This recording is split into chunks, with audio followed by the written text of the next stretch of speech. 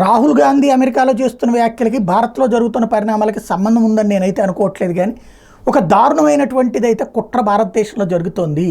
మామూలు కుట్ర కాదు.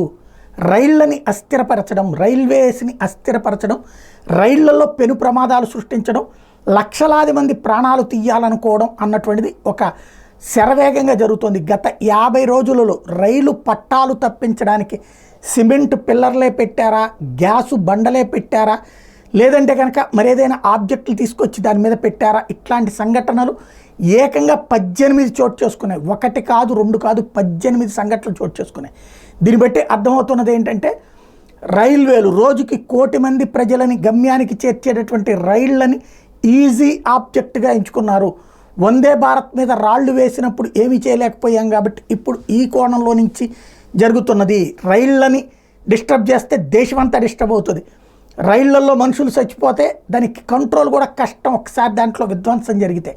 అందుకోసం చేస్తున్న అతిపెద్ద ఘాతుకంలాగా కనబడుతోంది. బాంబులు వేయకుండా, పేలుడు పదార్థాలు లేకుండా రైళ్ళని వాటంతట అవే పడేటటువంటి విధంగా జరుగుతున్నటువంటి ఒక పెద్ద కుట్ర. దీని వెనకాల ఉన్నది ఎవరన్నా తేలాల్సి ఉంది.